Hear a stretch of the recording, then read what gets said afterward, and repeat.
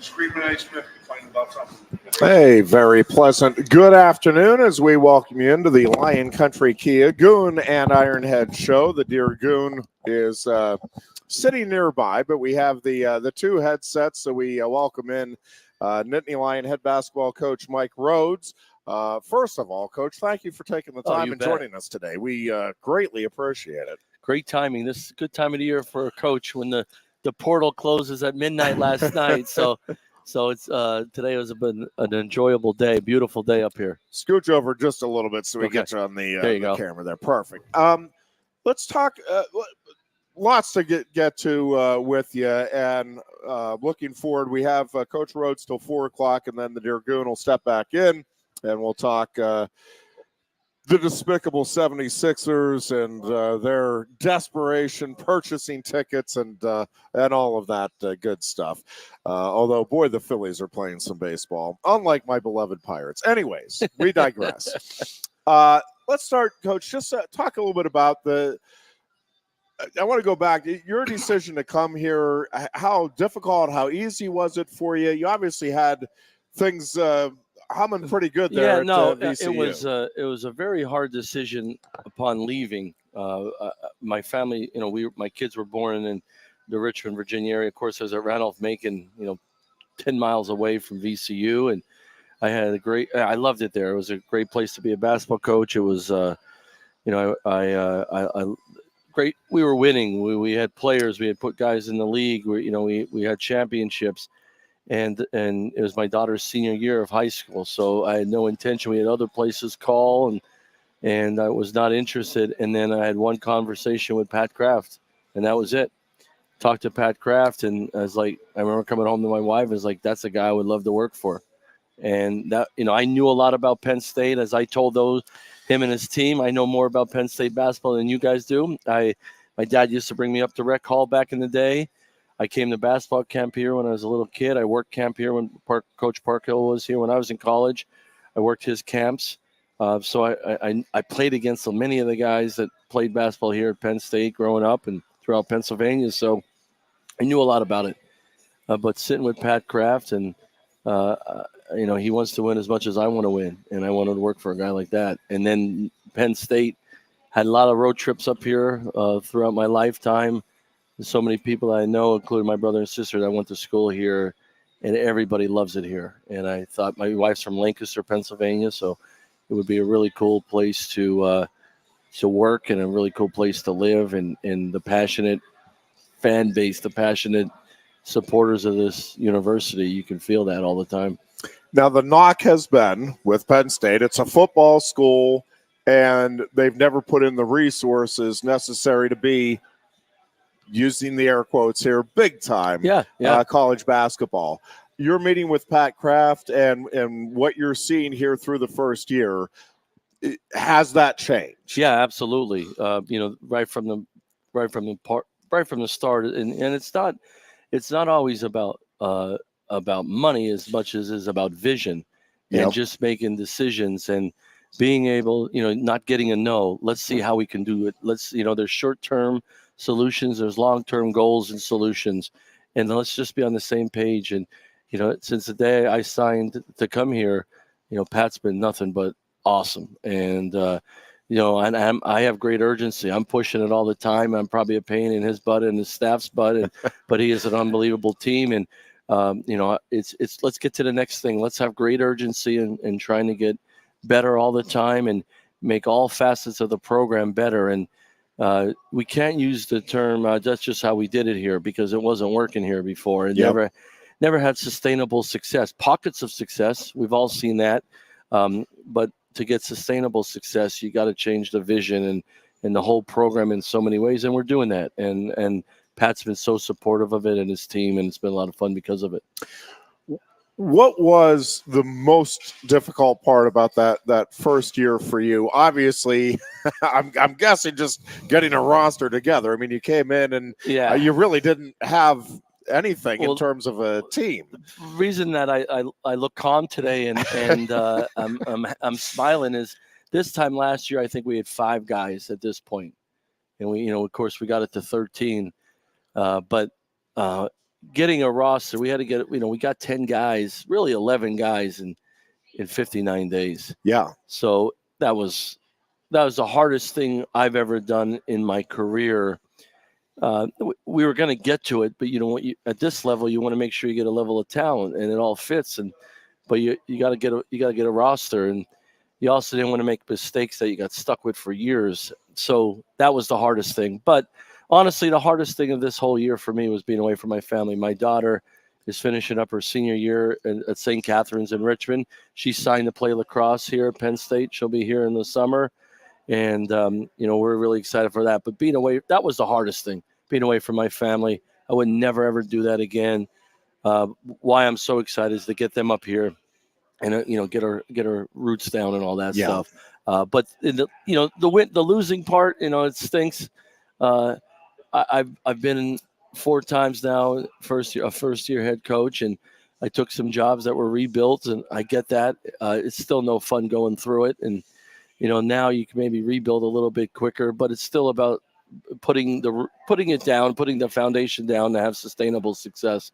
Build it to make it last. That's sort of what I say all the time. Let's have urgency in everything we do, but all our decisions got to be based on building this to last. And let's build a program that's going to last for a long time. How difficult is that to do in this environment?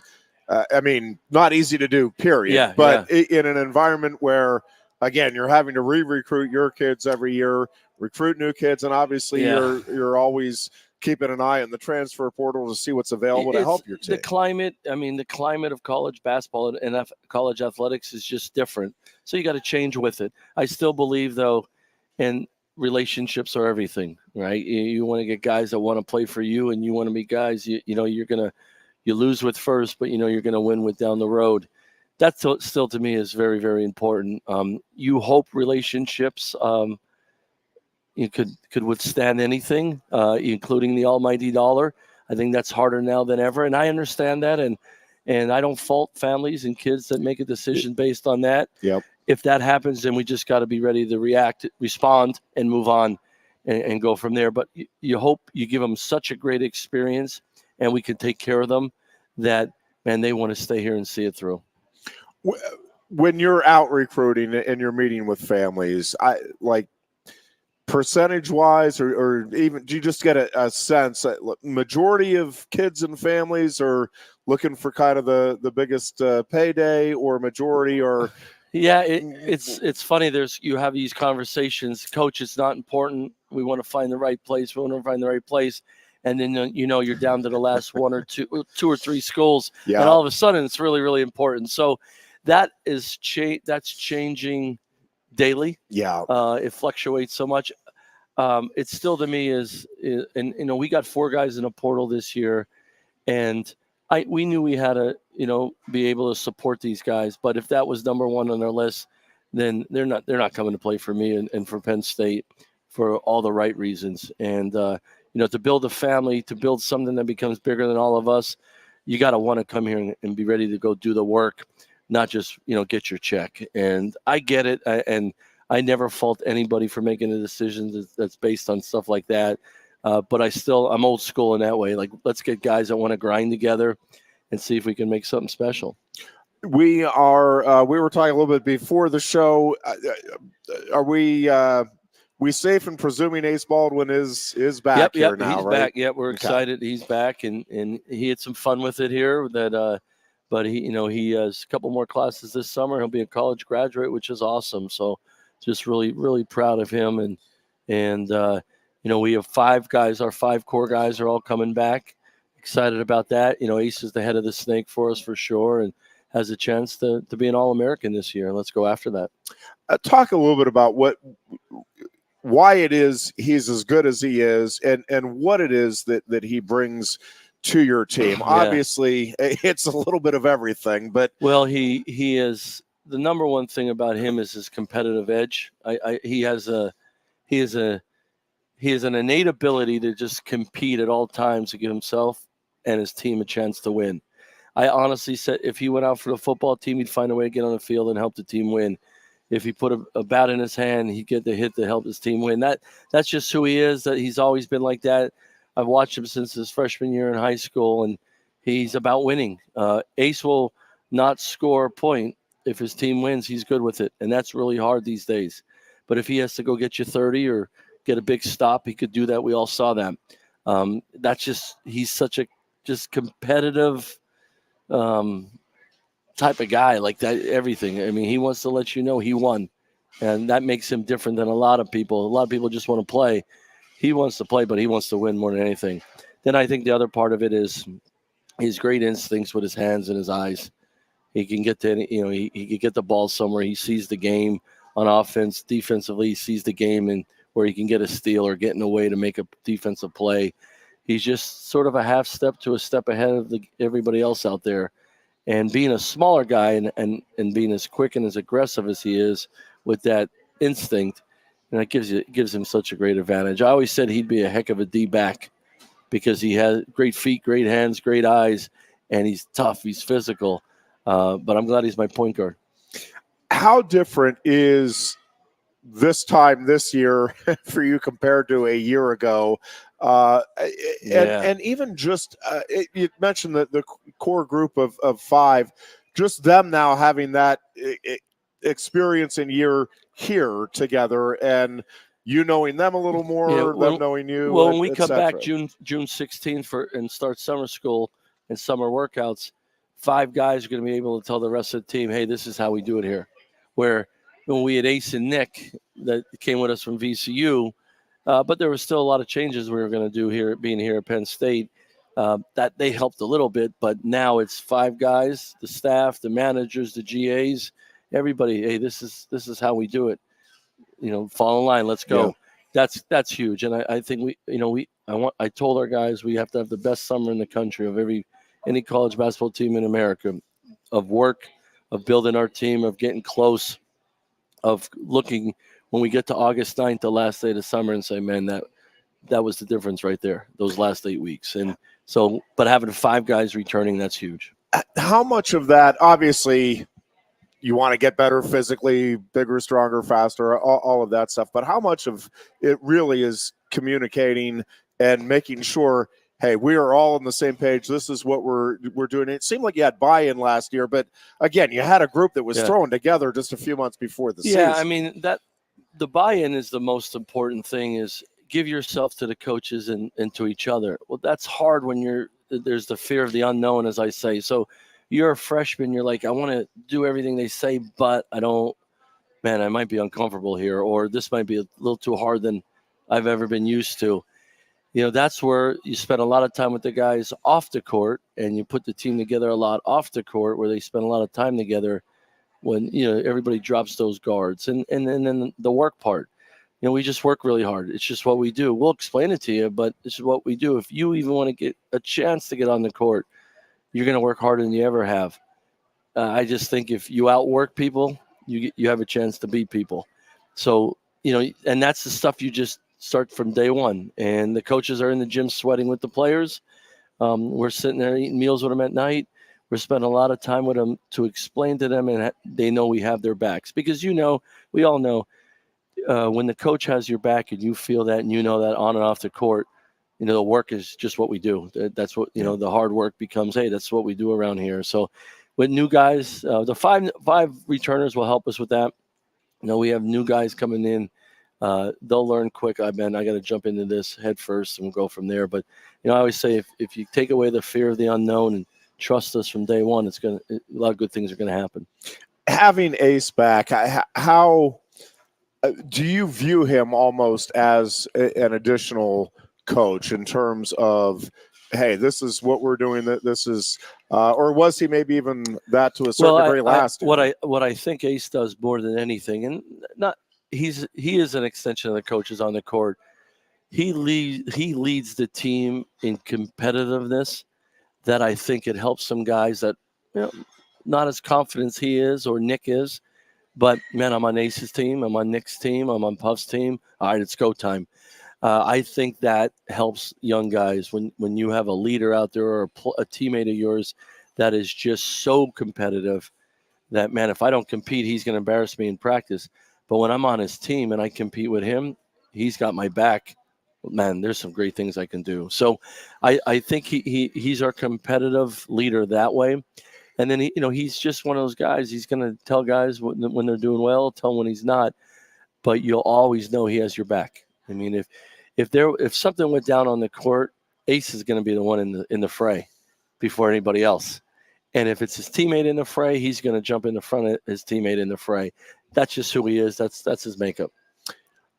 We talk all the time, Goon and I do, about confidence and the role that plays in sports. If you don't have confidence, it is pretty much guaranteed, no matter how much ability you have, just very, very difficult to overcome that.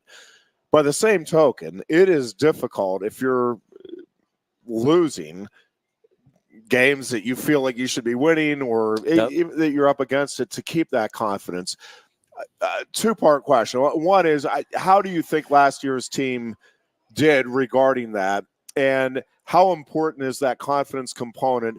And again, a lot of it comes from knowing that you prepared properly. Well, we were a typical first-year team last year, and at times we just didn't have enough weapons or enough, talent. But I think we were confident in a first-year team where we went out and beat some people maybe we shouldn't have. We weren't consistent enough in our play to sustain it over maybe a 3 or 4 game streak. But we had moments, even some games we lost, we had moments of, we were playing with the best teams in the league. Our style of play helped us with that. But I agree with you. You got to have confidence. But you also, I don't call it cockiness, but I've always called it a swag. Yep.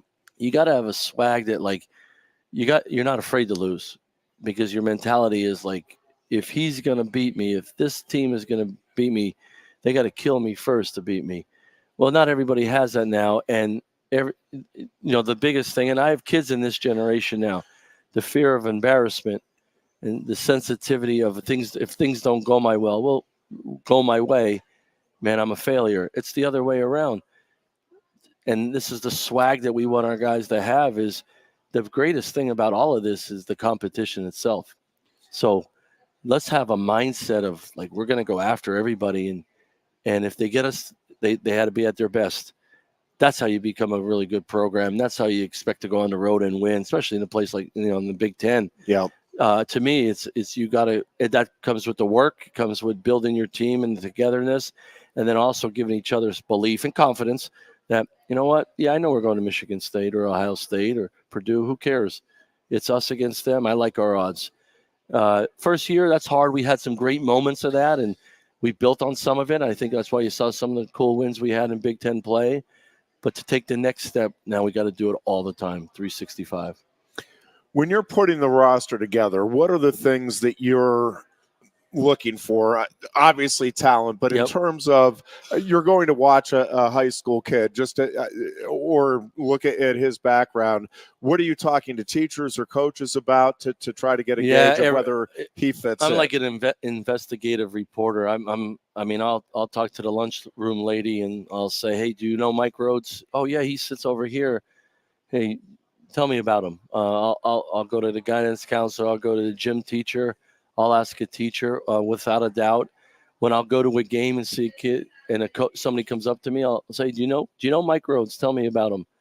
And I want to hear that all the time, because number one is I want a high character dude, not perfect. I don't want him to be perfect. You want somebody that they're going to continue to grow. But man, I want somebody that has is fun to be around. Like, I want to coach kids, but I want a fun coaching. It's hard enough. Then the other part is competitiveness. Are they going to compete? Because if they don't compete, they're never going to get on the court for us, because they won't make practice. Yeah, they got to compete.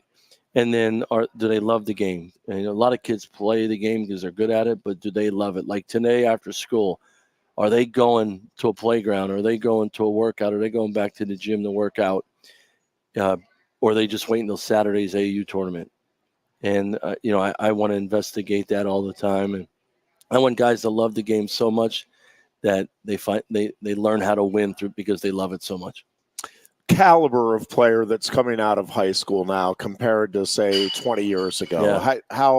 How different, how much more exposure do they have to great coaching, great competition before they even get to the well, I collegiate think level. they have more exposure than anything is to training, to their bodies. You're seeing 15 and 16-year-old kids with, arms and shoulders and legs that we didn't have at that age, because it's the truth. We went to the closet in the corner of the gym and moved some barbells around, and that was it. Now it's specific to your body type at 15, 16, 17 years old. So the training is different.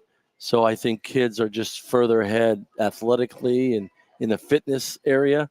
Skill-wise, I don't know if I think there's probably better shooters 20 years ago than now, or more of them. Now there's more skill level, what kids can do with the basketball.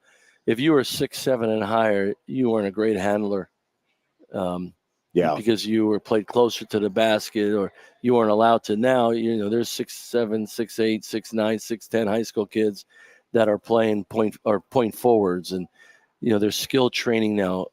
Kids don't go to the playground like they did 20 years ago and just everybody hooped every night. Yeah. Now they go to the trainers. They'll get their pickup in, but they'll go to their trainers more and work out and for skill development more than just going to the playground and play. Summer leagues 20 years ago were everywhere. In the state of Pennsylvania, I would come up here from Randolph-Macon, and I would take 4 or 5 nights, and I'd go to summer leagues, Reading, Philly, Harrisburg. I'd go out to Pittsburgh and see high school summer leagues, 5, 6 games a night. Man, I don't know if there's 1 or 2 of those leagues now. Yeah. Because kids are doing more trainings, and the AAU stuff for sure is taking over. I want to go back to Pat Kraft, and then we'll take a break here Sure. in just a couple minutes. But talk about just the passion he brings to that athletic department. Obviously, we're talking specifically with you in basketball, but it just seems like there has been a change for the better in terms of the togetherness, I guess is one way to put it, but where there's maybe more communication even within the coaches within the university of the different sports on how to move the whole thing forward. Again, we talked about the complexities of this world of intercollegiate athletics, and there's a lot of things being bounced around, a lot of different ideas. And again, they may not all apply to all of the sports, but talk about just the culture right now within Penn State athletics. I don't know how it was before because I can't speak for that. Yeah. But what I will say, because I've been to other places and I've done my homework, Pat was an inside linebacker. I think he approaches his day every day like he's got to fill that hole, and he has a sense of urgency to meet everything head on. That I think that's his mentality, and he shares it with all of us. He wants to include everybody. He wants everybody to, feel special. He wants everybody to be a part of it, but he also wants everybody to win. He wants everyone to have success. He talks about he wants every student athlete to have such a great experience, and that's just not talk. I mean, he just by some of the things he's done in the last year that I've been here, he's serious about it. He's not afraid to have tough conversations with people to move us forward, and I really appreciate that. And I think he attacks, his day at Penn State as the AD as like an inside linebacker, head on with urgency, and it's been fun, and I love it because that's how I am. And he wants to win in men's basketball just like as bad as I do. And when we're talking about stuff, and I know he's doing this with all the coaches, all right, how can we get there? We may not be able to get there tomorrow morning, but we're going to find a way to get there. How do we do it? What's the plan? And I think people have just been so excited about that energy. And when the new people come around, there's always, what's he going to do to change, or what is he not going to change fast enough? Well, I think with Pat is like, there's things we're just going to change because it's for the good. It's the right thing to do. And there's other things. I mean, he loves the tradition of Penn State, so he's going to glorify that all the time. But let's keep changing it to make it better too. And I think that's healthy and rewarding. From the student athlete's perspective, I mean, that has to be felt by them, right? The passion and the commitment to excellence and providing them the opportunity. Yep. Again, there's no guarantees of success, but man, we're going to do everything we can to provide you the opportunity to be the best you can be and to be on the best team that we can provide for you. Yeah, I think it's a step further than that. Is we're going to give you every opportunity to be successful in your sport, but the experience part, right? Being the complete student athlete here and having a great experience here, so you always want to come back and support it. So I've been here a year now, and the one thing that has just sort of knocked me off my stool is when I talk to other athletes outside of basketball, on men's side, women's side, how much they love being at Penn State. And being a college athlete is hard, and it's time consuming, and there's a lot of sacrifice. There's a lot of travel, and there's a lot of dark days too. But man, when I talk to these athletes, and you could feel their spirit of how much they love being here and being an athlete here, like that's the thing we need to celebrate all the time, because that's not everywhere. I know that for a fact. That's not everywhere. But man, the students here, they love being here as a student. The athletes love being here as student athletes, and Pat is leading the way of giving these guys and girls these awesome experiences. Well, and one of the things that plays into that, Mike, and two things here to me. One is, and Goon knows, my wife runs a nonprofit, Jana Marie Foundation, locally, that works with mental health. And unsolicited, I mean, truly, when I asked Pat, we had him on, I don't know, what was it? Within the first couple of months he was on the job. We had him down here, and I was not trying to lead him in any direction. I'm like, just open-ended, what is your priority? What's your top commitment? And he's like, well, there's a bunch of things I want to make us competitive. He goes, but really right now, and of course, still kind of coming out of the pandemic, he's like, we've got to make sure we're getting mental health services. We've got to increase the mental health services that we're providing the student athletes and make sure we're taking care of them physically and mentally, emotionally, the whole bit. And so my follow-up question is, I think when we in the media or fans think about, all right, a commitment to whatever program, it's, man, we've got to go get a great coach and we've got to go get the top players. And no question, those are very important components.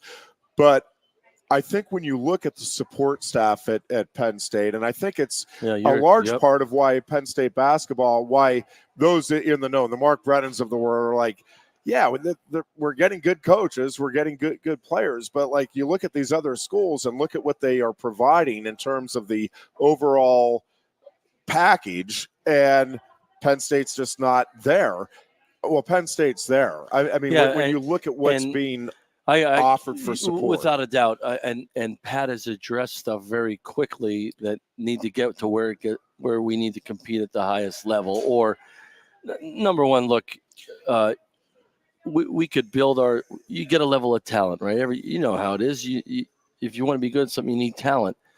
But then when you get the talent, what are you going to do with it? And part of that is supporting that talent in so many different ways. Yeah. The way you feed them, the performance side of it, the training side of it, the mental health side of it. It's not when there's something wrong, it's continuing to help build them to be so they're at their best all the time and at their best when it's needed the most. That's the full Monty of it all. I always say that. You're trying to help a young person become the best person they can be at all facets of their life. And we're doing it through basketball. That's my vehicle. Yep. And I need support to do that. And I need, from the mental health, from the nutrition to the strength and training, all of that stuff adds up. The academic side of it, the academic support, the MAC Center that we have is phenomenal, and the people are involved. They're talented, so we're sharing that talent with our student athletes, and that's where that and Pat has that urgency. All right, what other areas can we get better at? And I don't think you have to have the biggest budget or you have to have the most people. You got to get a level of talent. And then you got to let that talent go to work. And then when there's a hiccup, you address the hiccup and you keep keep pushing forward and keep changing. But it's all about giving these student athletes what they need to do to perform at their best. Yeah. And we owe it to them. They're coming here to work. They're giving us 4 years, 5 years of their life. They're giving us all this time and effort. And, you don't always see, the fans don't always see all the other stuff.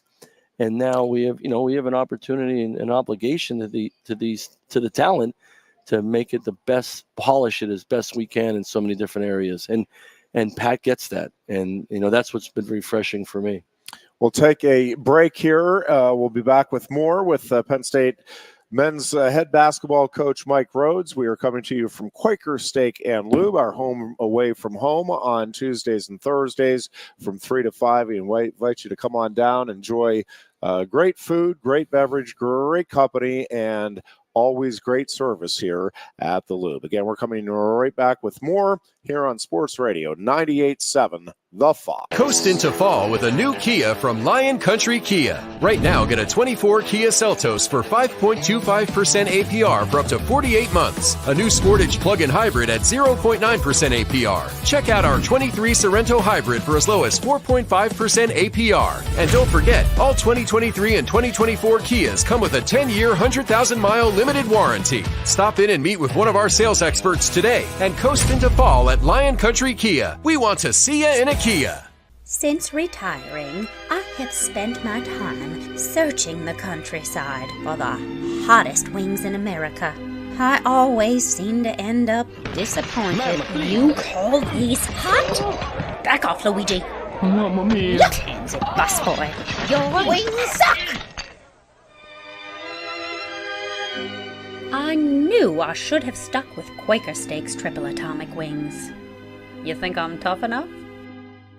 The Center Hall Farm Store has been serving Center County and beyond for well over a half century. A small family business, the Center Hall Farm Store specializes in animal nutrition and manufactures its feed fresh using local ingredients. Get the best in horse, cow, pig, chicken, and bird feeds. If you're not already a customer, stop in and see why so many of your neighbors are. The Center Hall Farm Store at 110 West Allison Street in Center Hall, or call us at 814-364-1393.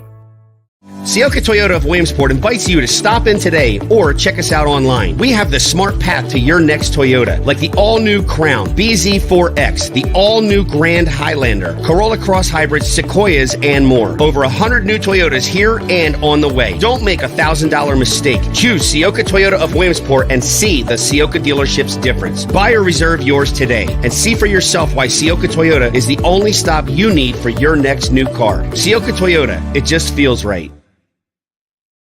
Ready to be part of something bigger? Come pave the road to success at Glen Baker and discover a career where your hard work and determination can build a bigger, better future. Our team believes we can build a stronger future together. Join us at Glen Baker, where we value teamwork on the field and on the job. Go to GOHcareers.com to apply. GOHcareers.com. And best of luck to all the Center County sports teams all season long from everyone at Glen Baker. With a Timber Kids savings account, you can start to save money, earn prizes, and teach your kids the value of savings. It's easy as 1, 2, 3. Building futures is what we do at TFCU. You really need to belong to a credit union. You belong at TFCU, Timberland Federal Credit Union, a credit union you can grow with. The Goon and Ironhead. And we are back with more of the Lion Country Kia Goon and Ironhead show here at Quaker Steak and Lube. And the dear Goon is ready to be called out of the bullpen here in about a half hour. Again, Coach Rhoades kind enough to join us for the first hour. Mike Rhoades, head coach of the Nittany Lion basketball team. And Mike, I wanted to talk a little bit. You talked about your history with Rec Hall and Penn State. Let's start with just the experience of the Rec Hall game this year. And then I know you get asked about this a lot, but any possibility of more than one game, would that take away some of the uniqueness? And is the one game a season at least something you want to do? You know, that the experience of that game, and of course winning it in the last 30 seconds. That helps. That helped. There's a mystique to it now, I guess, even more. But I've always felt, Joe Crispin and I talk about this all the time, the Penn State basketball has had pockets of success. What's our advantage at Penn State basketball? There's not much, but Rec Hall was always an advantage. When Penn State played there, they had a chance. And they haven't played there in a long, long time. And going back there and getting a taste of it this year, me in my first year, like that was an advantage. Coach Underwood at Illinois said to me after the game, Rhoades, if you play all your games here, you'll be in the top half of the league quick. And so it was great. And, our administration did an awesome job getting it set up and organize it. And the physical plant did an awesome job, having it ready for us and the women. Women played the next day. So, we definitely want to do it again in the future.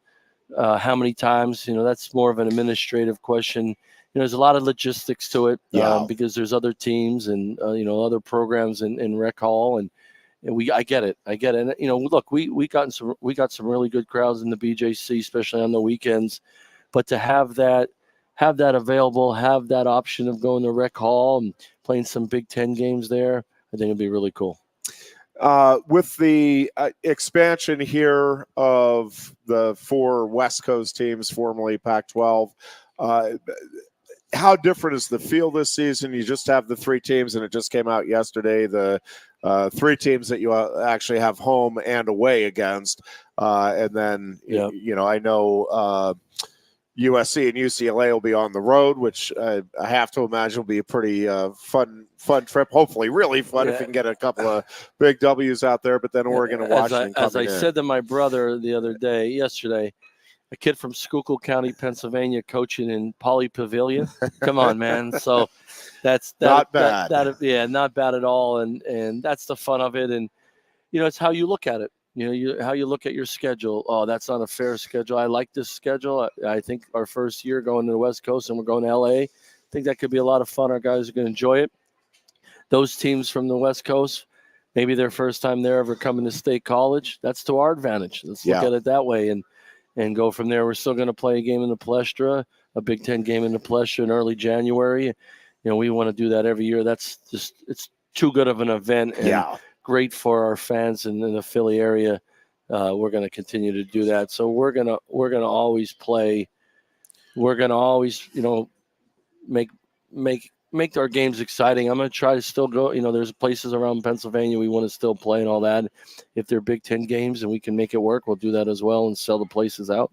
What is your approach, and might it change over the years in terms of scheduling, either from a tournament standpoint, the number of big name programs outside of the Big Ten? It will always change because the selection committee always changes the way they do it. So that's a fact. I could tell you 5 years ago what I was looking at VCU has changed how I look at it now. But the one good thing about being in the Big Ten and the Power 5 is we have 20.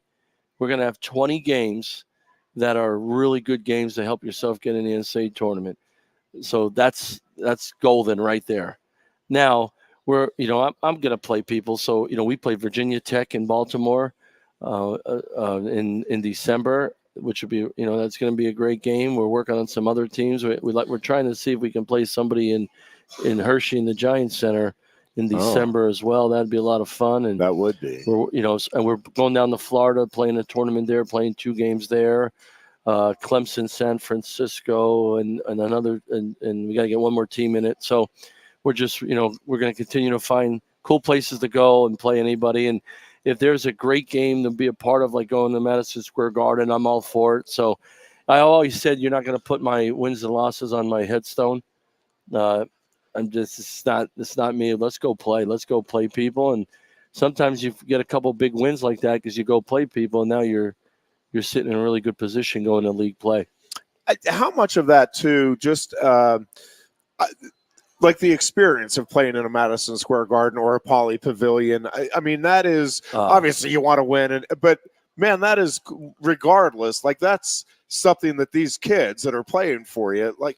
You're going to be talking about that for the rest of your life. So I remember being 8 or 9 years old, my grandfather, who played at Villanova in the early 1930s, was one of the first teams that played in the Palestra.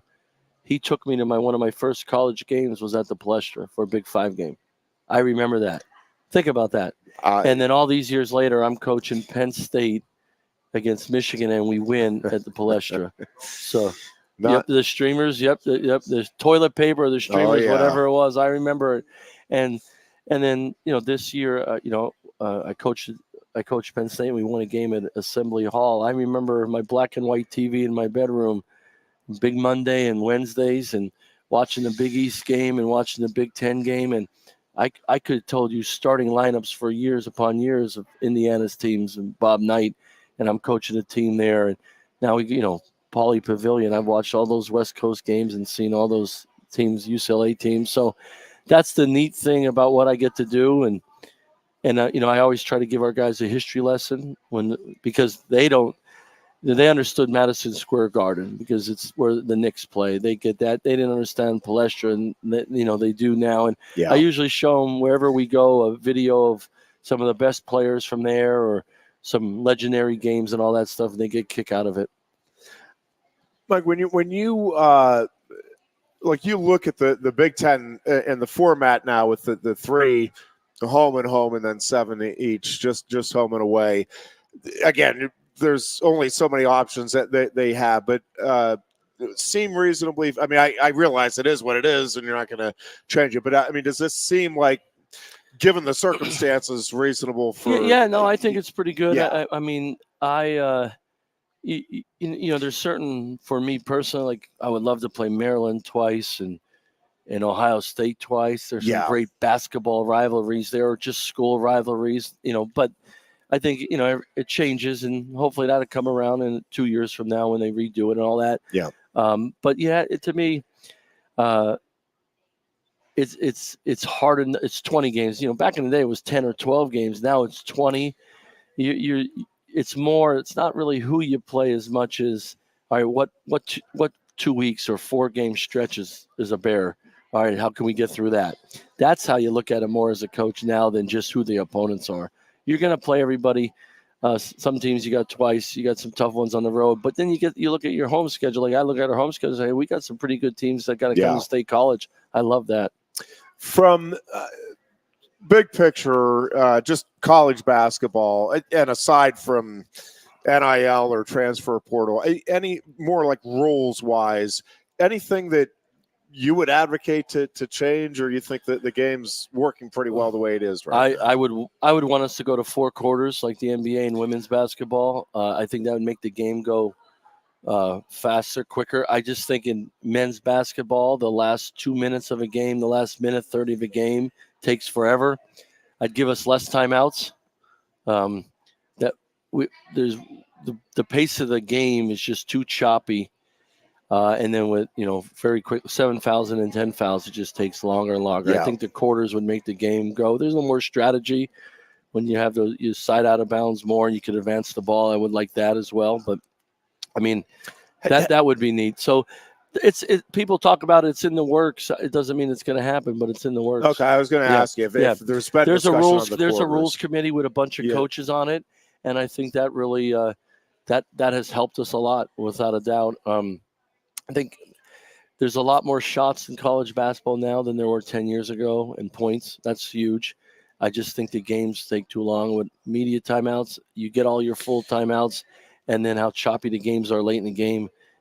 It would be a little bit more enjoyable for everybody if it was sped up a little bit more. Yeah, hard to argue against that. We talked about Rec Hall, Jordan Center, but for the Jordan Center experience, I mean, the facility is what it is. There's certainly some advantages to it. Anything, again, from a coaching perspective, or that's been talked about with marketing, that can be done to, I don't know, jazz up the feel. It's a big cavernous building, I mean, obviously. Like Michigan State did something with a number of years ago where they just found a way to, encompass the court and bring the bleachers in and make things really wrapped around the court. As I called it, court friendly. made it look like a basketball arena, even though it's this great, concert hall. I think that's just something, we got to continue to look at and go from there. And, if you get closer to the court, it makes it look more basketball. It's just everything's so far out. It's a different type of building than the arenas you see a lot in the Big Ten and then, in other leagues as well. To this point, and I know coaches are never going to be satisfied, but how pleased are you with the recruiting that you and your staff have been able to do? I mean, this is you talk about building for sustained success. Yeah, we're just not used to seeing top 100 recruits kind of. We want to get better. I mean, they say our freshman class is the top 25. That's to be determined, but I love the energy that creates. Our portal guys are top 20, which is great. And they were exactly the guys we wanted, and the fits to personalities and the fits of what it fit our needs. So I'm excited about that. But recruiting is your lifeline, of your program. And in our style of play, if guys, we had guys at VCU that came in our style of play, turned into professional players. They're in the NBA, guys that are doing all over the world playing professionally. I want people to say, man, we can go to Penn State and play that cool style of basketball, and I could get better and have a chance to be a pro. And not just a pro that say if you get play in 1-2 years, make a career out of it. That's the goal. And I think if we do that, we're going to win too. We're going to win a lot. So that's always been my plan. Like, let's get some really good players here. Let's make them better. Let's really mature them and and teach them how to win, teach them how to go win a championship, but put themselves out there to go try to be a pro. And in the end, when you're done here, you're ready for the real world. You're ready to go be a pro. You got an unbelievable degree from a place like Penn State, and you had a great experience. I mean, that's what it's all about. Want to just we have about 10 minutes left with you. I want to just talk a little more on the personal side. One, when did you know you wanted to be a coach? Like, is it something that, like, as a kid you thought about? Was it a moment somewhere where it's like, oh, you know what, that would be cool? So I grew up in Monterey City. My dad was a high school football coach when I was little, and then he became a principal and, of course, a state senator for a long time. But he was always around sports, so I was there. My two uncles, Mickey Holland from Monterey area, who's won like 700 games, and Davey Holland. Davey played at Holy Cross and was a coach in our area for a long time. I was just always around them. So I was always in the gym. I wrestled until 6th grade, and my dad said, now you got to pick between basketball and wrestling. I was the quarterback. I was the catcher. So I was around sports. So I knew, this is what I loved. But I went to Lebanon Valley, played for Pat Flannery, and I was getting a history. I thought about business, and I was thinking about law school, being a lawyer, and I was getting my history degree, and I started taking some education classes. I said, you know what, I'm going to get my education degree with my history degree, just in case I want to teach and coach. And I'm thinking, that's what I think I want to teach and coach. And then I played in France for a little bit. I got cut very quickly. I came home, and I was trying to figure out where I was going to play. I was a long-term sub at Monterey area in the junior high and the high school. And then Mr. Bernardin got sick, 5th grade social studies. So I was there for about 6 weeks, 8 weeks maybe, tops. I came home on a Friday after 8 weeks. My mom, who taught 32 years of high school English, I came home. My mom said, hey, I know you're done at the junior high. They need you down to high school next week. I said, nope, I'm done. I said, I'm going to go be a coach. She's like, what do you mean? I go, I don't want to be a teacher. I want to coach. Everything I want to do is I want it to be around basketball. And I said, I could do that at being a college coach. Everything will be about being in the gym, being around basketball players. And so right then and there, I called Coach Flannery, called some coaches I knew, got the word out that I wanted to be a coach.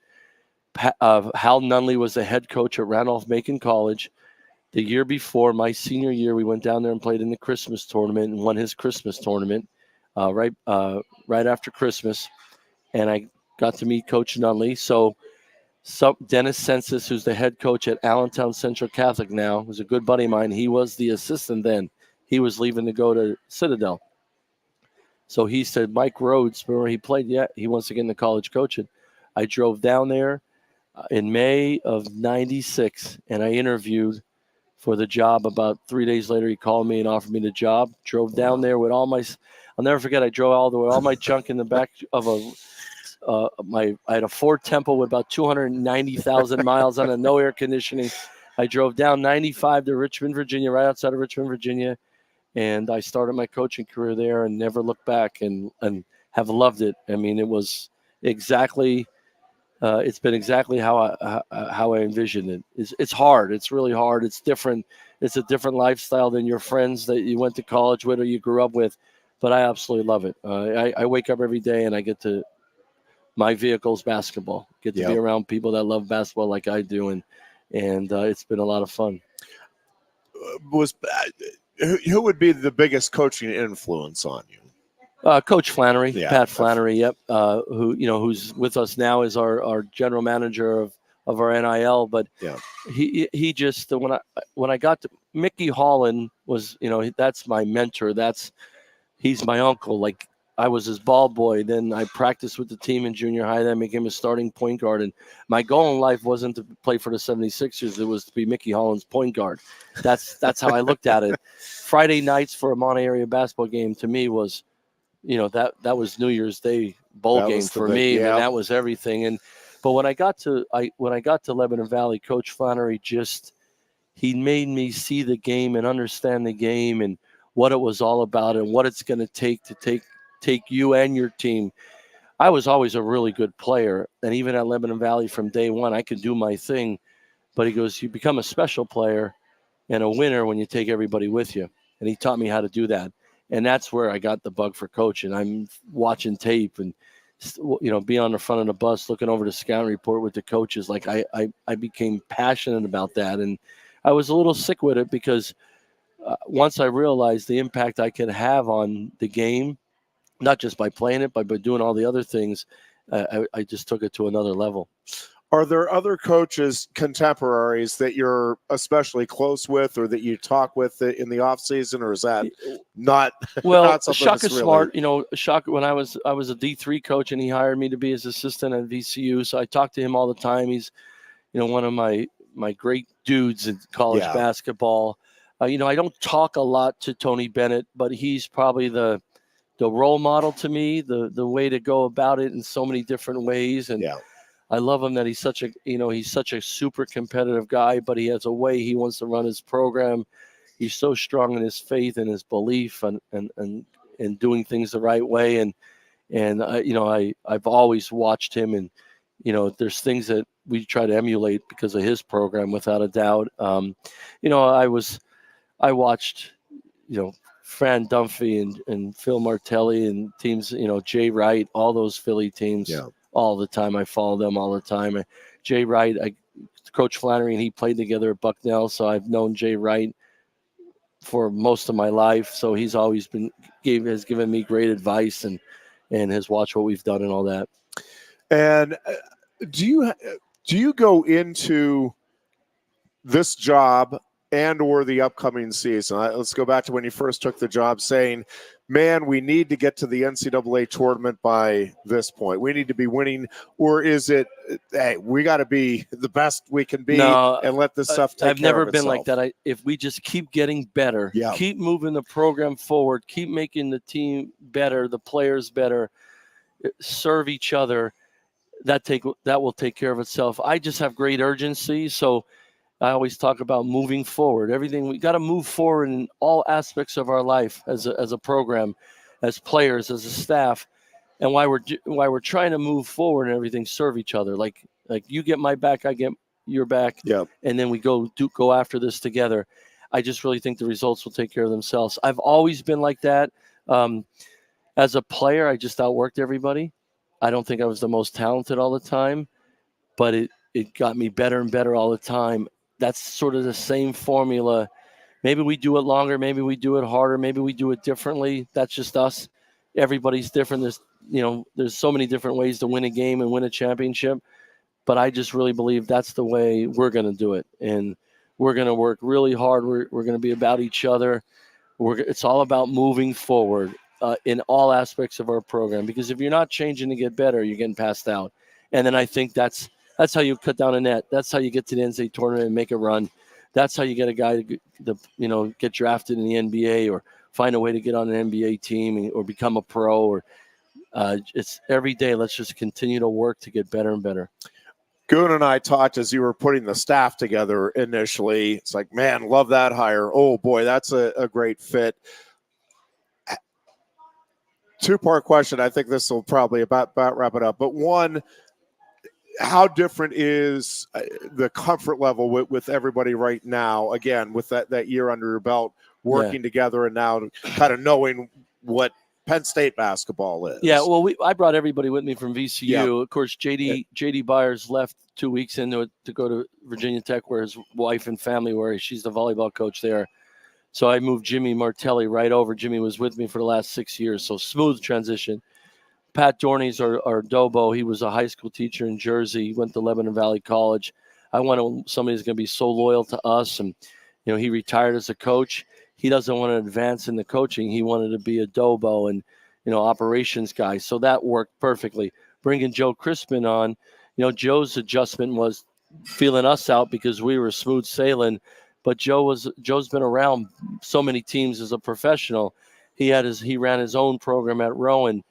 But what was great for Joe is he knows Penn State. We didn't know Penn State. So him just getting us to meet people, where's this at? How does this work? Who do we need to see to make this happen? Joe's, that was such a smooth transition that way. So, yeah, the hardest thing was just understanding a new school. The procedures that we had at Randolph-Macon, Rice, and VCU are very different than here.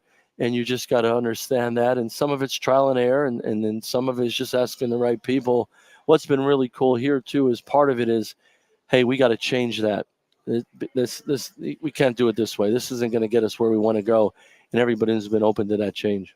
That's been cool. That's very cool. Anything that I didn't ask you that you want to get out there about your program? No, that was great. No, I'm really excited to get everybody here in June. Guys are done finals today. We have one more guy tomorrow, and then they get a good month off. This time last year, we had so many guys come in May because of the way the transfer situation was.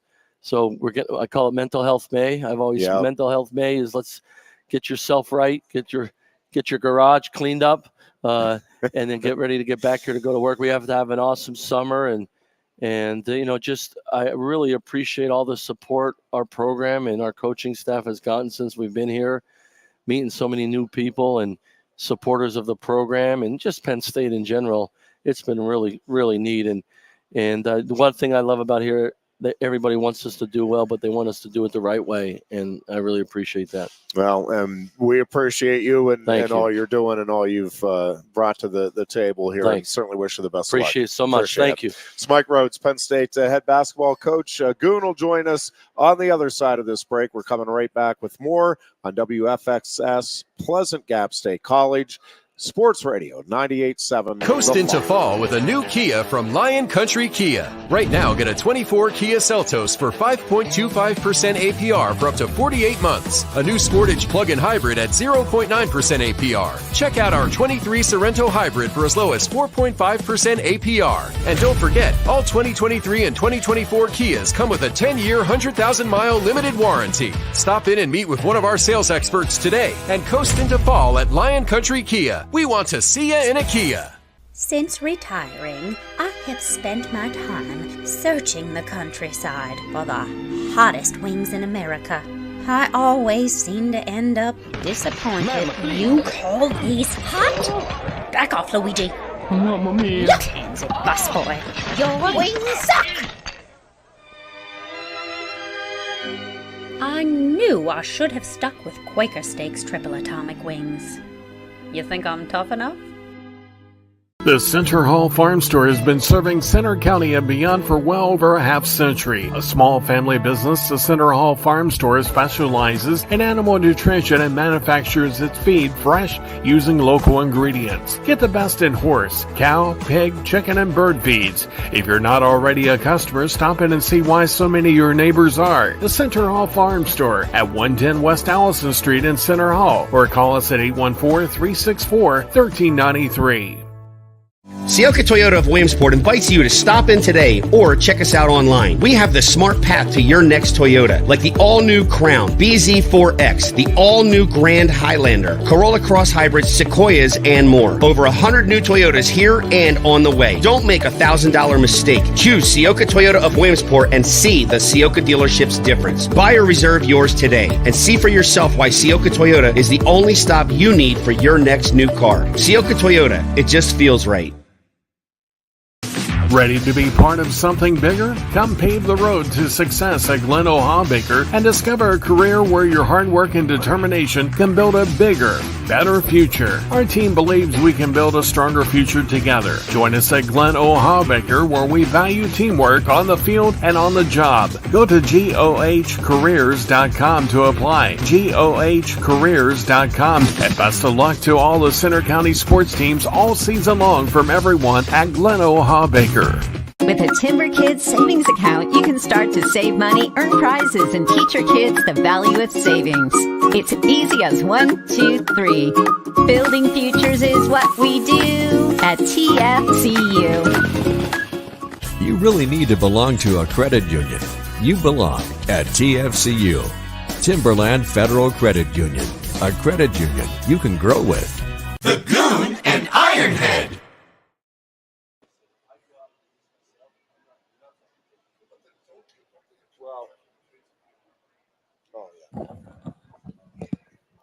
Well, yeah, we should pay attention over here.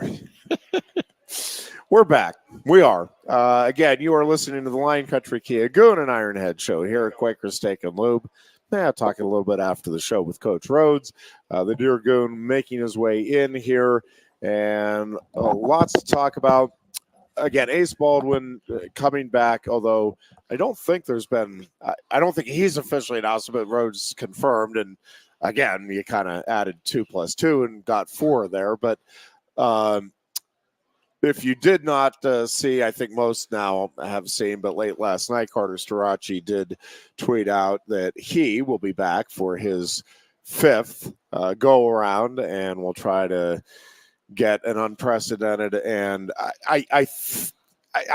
we were talking about this a little bit. I cannot imagine the scenario where it would be possible for somebody to win 5 again, right? Like, I don't think the NCAA or whatever the governing body of sports ends up being moving down the road, even if you got a pandemic or something like that, I don't think they're going to make the same, my word, mistake. And I do think it was a mistake. Horrible mistake. Yes, of giving the extra year of eligibility to where you can compete in 5 NCAA tournaments. So I think this would truly be a one ever type of situation. Yeah. Although I was listening a little bit to the Dan Patrick show, and there was I forget now if it was a caller or a guest, but they were surmising the possibility. And I mean, I would never say never with anything right now regarding college athletics, but he's like, no, I think eventually you're going to have guys playing college ball for 10 years, and because they're just going to renew their contract and they're not going to go to the pros. And Booch has said this from the start. And that's a guy. Again, I would never say never. There are guys out there whose games. I mean, this goes in honor of Coach Rhoades, basketball guys. Yep. Who know that they're not going to make the NBA. Yep. You know what I mean? So if they can make so much more money in college, someone's going to sit there and say, you know what? I'm going to stay in college. As long as I am taking classes, I should be eligible to play. Now, that's what Booch said from the start. He goes, wait until that first lawsuit comes out. It's crazy to think about, but it's like, I forget the guy's name, but the UNC point guard who just signed up again for his 4th year. And I'm like, well, that's a guy who's not going to go to the NBA. It's not him. I don't think he's big enough, nor is he fast enough to play in the NBA. But at North Carolina, he's an absolute great. He's making millions right now in NIL money. So why would he want to leave? Why would he want to go to play in Europe if he can make that much more money here? Be king of the campus. Well, and if nothing else, one of the things that will be interesting to watch in the coming years is the number of players who opt against entering early for the NFL draft because, no, I'm going to make my guaranteed money here in college. Now, if you're a top 10 pick, probably not going to happen.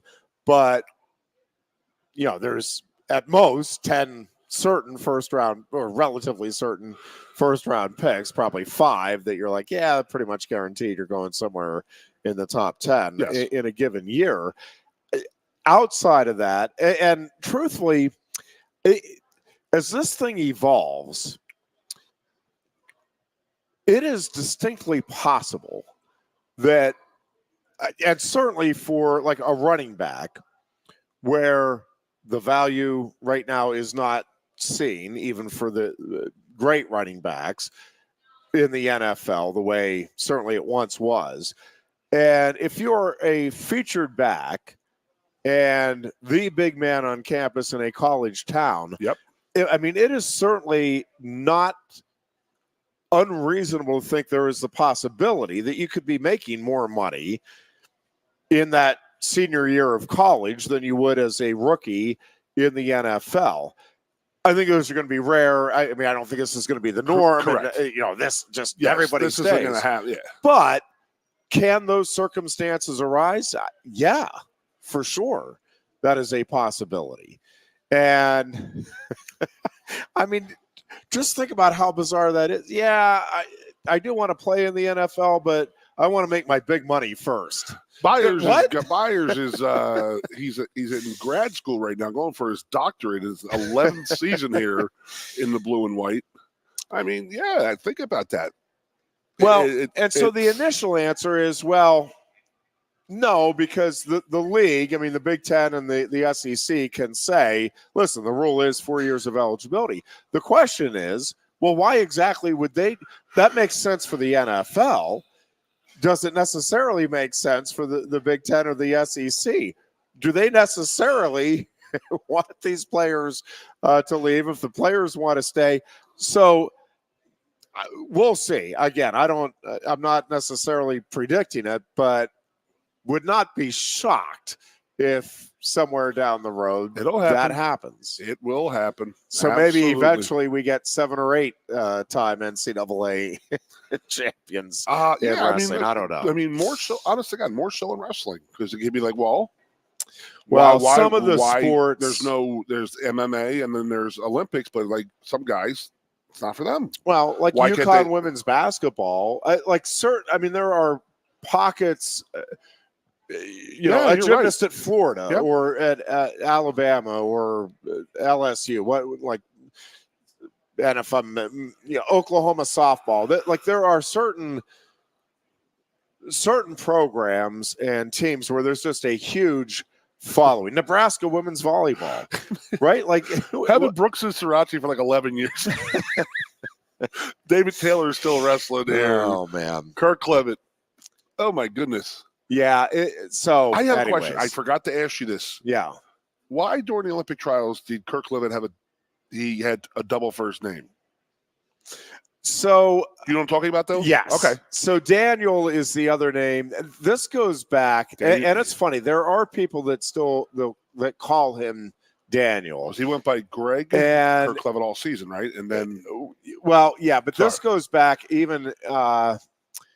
No, I'm gonna mix up the exact details, but there was a tournament that he entered. I'll get the details in the next break. There was a tournament that he entered, and now I'm forgetting if it somehow got entered as Daniel Kirkfleet, and people just started, and so it got re-entered, but I'm forgetting the detail now. If somebody just entered it wrong, or if there was a reason why he just kind of put it in there. And I'm forgetting the exact detail. This goes back to high school, and somewhere I have the story somewhere in my archives, because when he first came here, it was one of the things that we were like, is it Greg or but there are what if there's lots of people that still call him Dan. I tell you, there are people that think there's at least 2 of them. Well, I got a story just like that. So if you ever listen to my high school, they call it LaSalle College. Okay? We have never been known as LaSalle College. We were LaSalle College High School because we were the understudy of LaSalle College. But the LaSalle went to LaSalle University in the mid 80s. Yeah, went from LaSalle College to LaSalle University, but we kept the LaSalle College High School. But again, no one knows this as LaSalle College. So when the PIAA, when you had to sign up for the PIAA or whatever, they put LaSalle College High School. Well, that's the given name. Yeah. And the PIAA said, okay, it's LaSalle College. And no one knows this. It's like, I always see it, and I'm like, we need to get that fixed. I hate that. I can't stand it. But they're known as LaSalle College according to the PIAA. Well, it was a very similar story. When I was probably 11, 12, we went to Disney World, my family, for the first time. And we were staying at a hotel, and I think it was the first time. I don't remember if they gave me a credit card, or I think it was just you could use your room card. But it was the first time I was ever able to pay for anything, and I wasn't really paying. But I mean, I gave the card, or whatever it was. And I'm in the storage, and the woman was like, "All right, I just need your hometown." And I'm like, "State College." And she's like, "Yeah, but I need the name of the town, honey." And I'm like, "It's State College, Pennsylvania." She goes, "Well, what state college is it?" And I'm like, it was like a Abbott and Costello routine for like 5 minutes. I mean, I kept saying, "No, that's the name of the town." And she's like, "No, I need like the actual name of the town that it's in." And finally, it felt like it was a half hour. It was probably 2 minutes, but it was a lot. There's a lot of colleges in Pennsylvania. And eventually I had to go. She's like, "Well, can you go get one of your parents?" And they're like, "Yeah, it's State College." She's like, "Just couldn't get it." No, is that the actual name of the town? It's like, "Yes, that is the name of the town." Like, she could not. And she was even having trouble believing it from an adult, but she was not going to believe a kid that the town's name was State College. Well, how many people get confused when they say University Park? Well, that's another fiasco. Yes. Yeah. So you're talking about being in your hotel room alone. I just brought a memory back. So my wife tells a story of her youngest brother.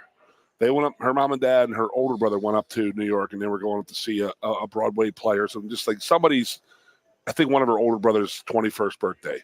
And they went to New York City, and they were out to dinner, and they left the young kid at home. They're like, "Just get whatever you want." The next day they got the bill, and they're like, "What the hell did you do?" They walked in the room. He had robes on. He had flip flops on. It was like he had ordered room service 2 different times and multiple different movies, including some XXX one. Nice. And he had like a $400 charge to the room. They're like, "What the hell is this?" Find that hilarious. Order whatever I want. You said I could order whatever I want. You got to be careful what you say.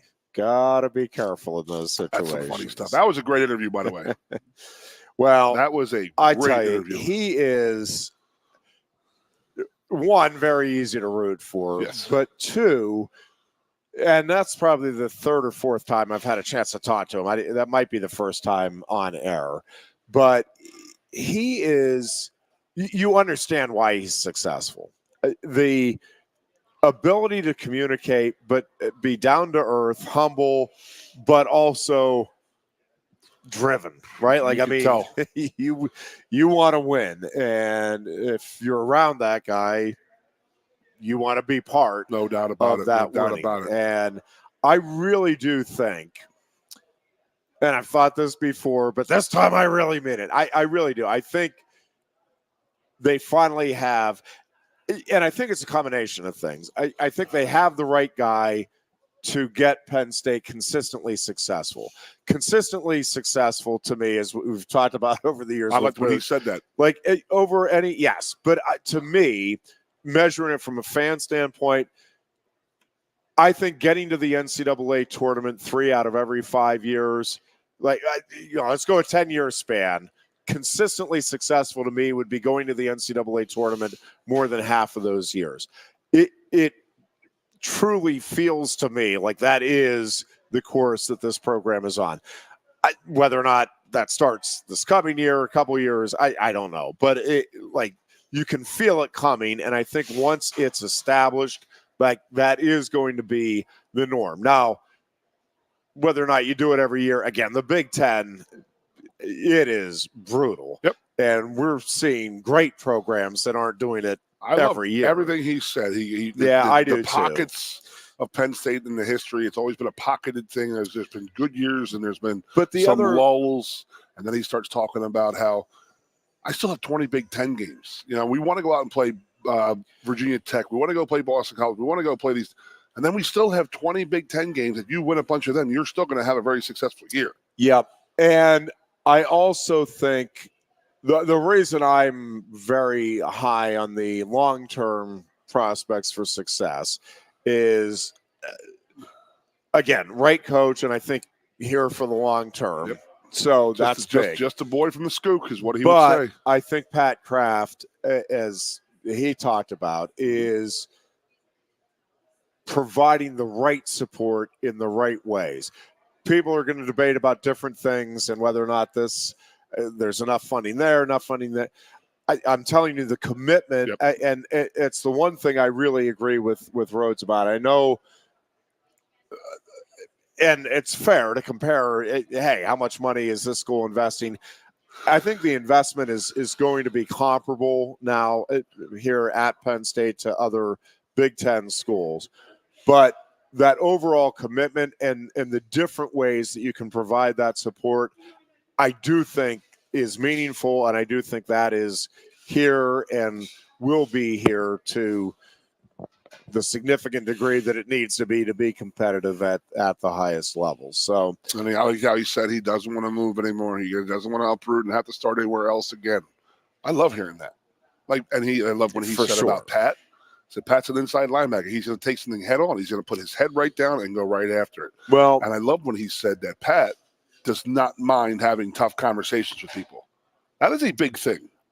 Well, the other big thing is not saying no to new ideas. Now, it doesn't necessarily mean, hey, you present an idea, yep, we're going to do it. It means let's talk about it. Let's see if that's something we can figure out a way to make it work here. And there's going to be times where, never mind. Nope, that's not going to work.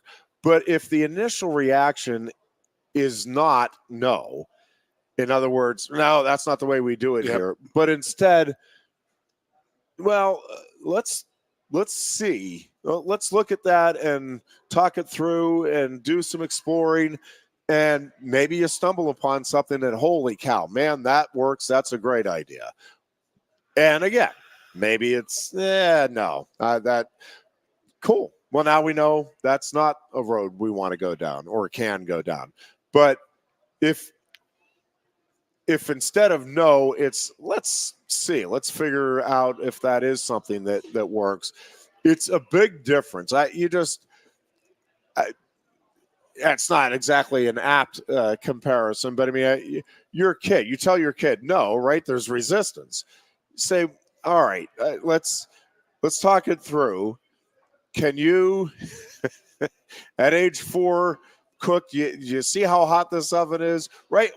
You let them experience it. And I'm not saying like Pat knows the answer is going to be no at this stuff, and he's just. But it's a difference between going through the process, seeing, okay, oh my gosh, yep, never mind, that this isn't going to work, rather than just no and not being told, or just being told, no, that's just not the way we do it, not what's been done, or just no, period, like not even an answer. So I think that's a big deal. And I think across the board with the coaches at Penn State, you're hearing that appreciation for Pat and the administration right now and the way they are working to try to better the experience again for the student athlete and create opportunities for a winning culture across the board, not just football, not just wrestling, not just again, if we're going to compete in a varsity sport, we want to be competing at the highest levels and putting forth, at least an opportunity for our teams to be winning conference and or national titles. And knowing that you have the backing and the faith of your athletic department is a big, big thing. I loved everything I just heard right there. I mean, Pat was talking, not Pat Kraft, but Mike Rhoades. Mike was talking about, how he was a point guard, and Obviously, you all know that I'm a Philadelphia area guy, so I've played the Philadelphia Athletic League, and it's always been known as a Philadelphia point guard. And that's just that toughest nails kid that you got out front there who's going to fight you. He's going to fight you. He'll bite your ear off to win, to score a point, to win a game type of person. And I remember, like, because he knew our buddy Mike Malinowski. I played here. So I remember him talking about Rhoades and all that. And he was Division III Player of the Year. And he was a legit stud star player at Leb Valley. And they won the national title. So he knows what he's won everywhere he's gone. And he sits there and says that his grandfather brings him to the Palestra when he was a kid. And you're watching Mark Macon play, and you're watching the Villanova teams play that, if, he's my age. So he was watching the Raleigh Massimino teams and my brother's teams at LaSalle, Lionel Simmons and Tim Perry and Mark Macon at Temple. And oh my goodness. I mean, Rodney Blake, Brian Daly at St. Joe's. Not a bad time to grow up in that area. Great time to grow up. But there's a kid who just slept sports. He just lived and sleeps sports. And this is what, I always said that Fitz isn't the greatest job in the world because that's what Fitz is. Fitz is a strength coach and he's great at it. And I don't imagine him being anything else. I don't know what he would be good at. Coach Rhoades is very similar to me in thinking that about him. Like, I don't know what else whatever he's going to do, he'd be successful. Yeah. But he is in a perfect job. And I look at Ace Baldwin, and I'm like, that's him. Like, Ace Baldwin would do whatever it takes to win a game. Yeah, and he has that tough kid mentality, and he gets it from Rhoades, and Rhoades got it from Flannery, and this and that, and growing up and stuff like that. And then Rhoades is talking about the coaches. He's helping the coaches with the scouting reports for future games and against opponents. It's like, who's doing that? That's great that he was that involved at that young of age, and as a leader, his guys would follow him. So yeah, I love where we're at right now. Speaking of transfer portal, all our football guys, there's about 7 or 8 guys in there right now. People's heads are blowing up. They're going crazy. We're losing all of our players. Again, we were 10 people over the scholarship limit. We needed to reduce the numbers. This is the last day of school. Coach had a meeting with about 15 guys, and I don't know how it goes, but it probably goes something like this. You're not going to play next year. It's time for you to look elsewhere. We love you. We love your commitment here. Love when you played here, worked for us and this and that, but it's time to move on. And that's the tough part about this NIL stuff and the tough part about the 85 scholarship limit. But once you go over, you can't really, you got to play by them rules. And, the fact that we were over by 10 a whole semester they knew it was coming, I don't know, it wasn't like any superstar players. And then King Mack was a top 100 guy, and he's in there. But he, like you said, there's a glut at safety right now, and it's a tough one. That's a tough nut to crack to get in there. It is. I think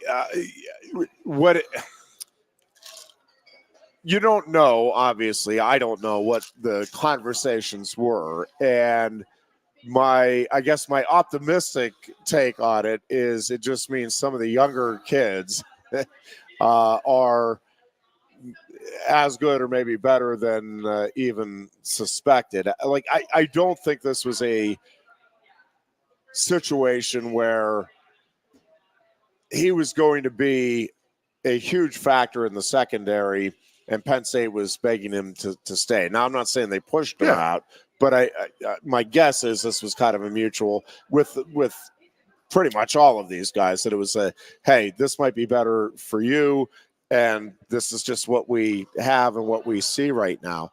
And again, I'm trying to prepare. Some of my wrestling friends are.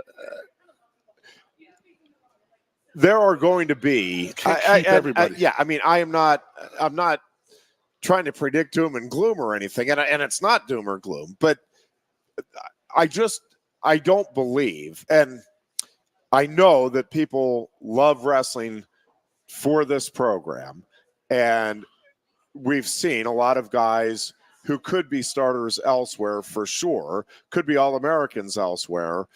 Terrell Barraclaw, now as a grad transfer is heading out, but he obviously could have left a couple of years ago and had a couple of years starting. So I do understand the appeal of Penn State. I think it is genuine, and I think these guys all want to stay here. I also think there's, again, you have 10 starting positions in wrestling. with the recruits coming in this coming year, and now with Carter Sirachi staying and Bo Bartlett staying and hopefully Greg Kirkfleet staying, the opportunities this year, I mean, there's going to be at least a couple of elite athletes. I mean, elite, like national title contending good, who won't be in the lineup. Now, they may be able to juggle some things this year, but like either at 174 or 184. And I don't know, I haven't seen Carter Sirachi indicate whether or not he might move up a weight class. There seems to be a lot of speculation that could happen. My guess is he would return at 174. But if he returns at 174, then you have Alex Facundo, who, again, is, I mean, a national title contender next year. He was a national title contender at 65 last year. I know he wasn't an All-American, but the guy was, I mean, he beat a bunch of All-Americans during the course of that season. Like, he is that good. Well, if Carter stays at 174, then Facundo presumably would have to try to move up to 184, but you have Josh Barr there as well, who redshirted this past year. Well, again, and then you have Connor Mirasola and Lucas Cochran. So, like, even if you're, well, you're going to have to move up another weight class. Well, again, somewhere there, and I get you could potentially redshirt Mirasola, but you can't redshirt either Facundo or Barr. Like, one of those two is going to be out of the lineup, presumably, is my guess. I guess unless they beat Sirachi out. And I'm not saying that's impossible, but I think it's very unlikely. Made here, by the way. Well, yeah, and moving forward, again, you're going to add the Zach Ryders, the PJ Dukes, you have Kasak, Haynes, Messenbrink. Again, somewhere along the way, you're going to lose a couple of guys. Is my assumption. I can't imagine guys with those resumes saying, yep, I'll sit for 3 or 4 years and just keep getting better. Some Steeler news right there for your head. Yeah. They declined the fifth-year option of Najee Harris's contract. Yeah, I just read a story, saying that they kind of thought that might happen. And it goes back to the value of running back. And sure it does. Is he worth $6.8 million? Yep. So I'm looking at, me and Chris were talking before your interview with Coach, that the NFL, the 2001 class or 2021 class or whatever, this is their fifth-year option contract year. Only 6 guys so far have been given that fifth-year option from that draft class. And that is crazy. Interesting. So that goes back to 32 draft picks, and there's only 6 that are going to be kept for their 5th year on their contract type of thing. Micah, the 2 Dolphin guys, Waddle and Phillips. Yeah. It's just – but you're right. I mean, you don't know the value and stuff like that. There's more value out there for Najee to go out and get another contract, but you can find somebody just as good as him or better for less money. I mean, it's just the way the NFL is going right now. And wow, it's just weird. 1 week after the draft, and you see all these guys that are 5 years, and it's like, so 20 plus guys aren't worth a 5th-year contract. Whew. And I do have other Steeler news for you. The first round draft pick that you got, did you see the draft night stuff? You know how everybody sits on the couch with their families and stuff like that. You know who he sat with? Both of his grandmoms. The mom and dad were off to the side. I mean, that's the Samoan culture down there, out there, man. He just sat there, and they were the matriarchs of the family, excuse me. Yeah. Stood up before he even went to talk to his mom or dad. He hugged up on both of his grandmoms, and I'm like, that is family, man. That is how family, and everybody in the background's going crazy and this and that. I think he got a hell of a pick, bro. Yeah, I think I really like him. Did you hear what he said? He goes, I've been a long-time fan, and I guess he's been a Steelers fan forever. Yes. At Washington. You people make me sick. I blame NBC in the 70s. America's team and then the Steelers, the only 2 games on television all week, every week, buddy. Good times, good times. You may have won some games then too, right? There is just that. A couple.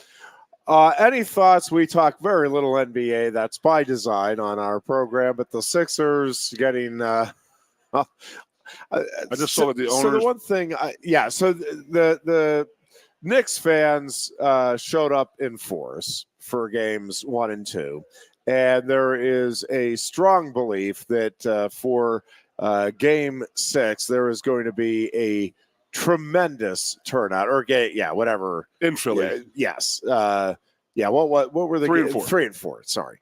And they were very disrespectful. They were out there stomping on the Sixers gear. Yes. And then so Bede makes it cry. He says, "I thought Philly fans were better than this." And so there's a couple of things I want to touch on there. But so the Sixers are purchasing the owners and giving away 2,000 tickets for people in need, and then for a lot of the first responders in Philadelphia. And they're getting – this is what I find hilarious.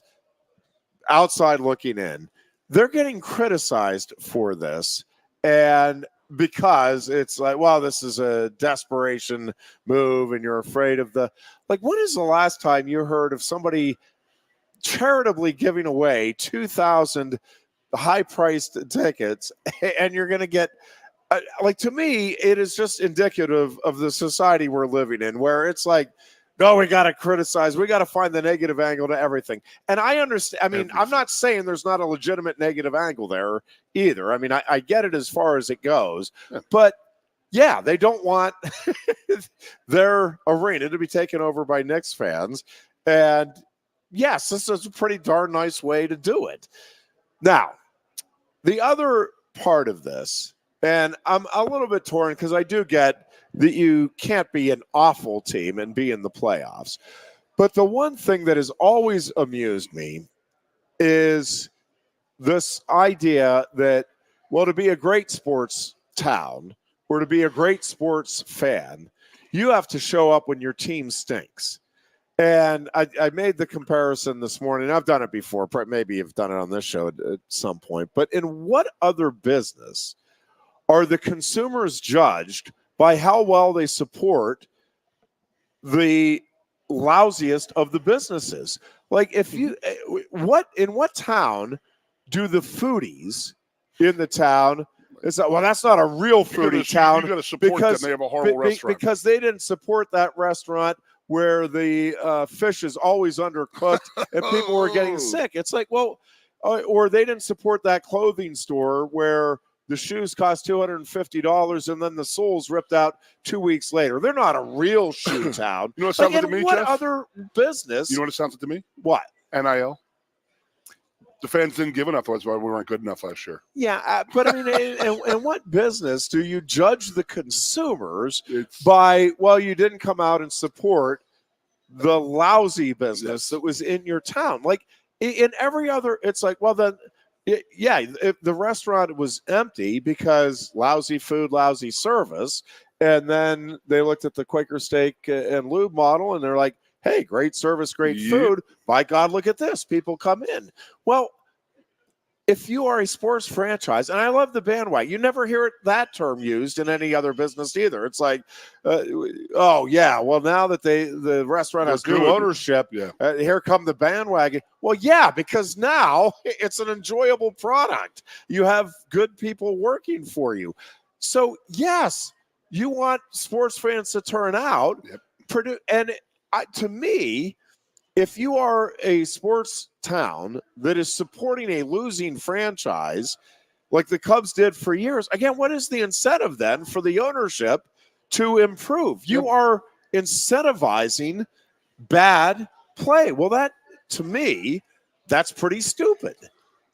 So I don't see, the fact that Cubs fans supported a losing franchise for all those years, that to me, you're dumb.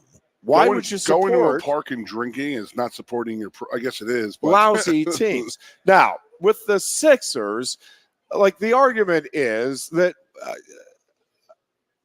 one, the tickets are ridiculously high, and a lot of people just can't afford them. And even those that can, it's like, is that the best use of my money to go watch a first-round game?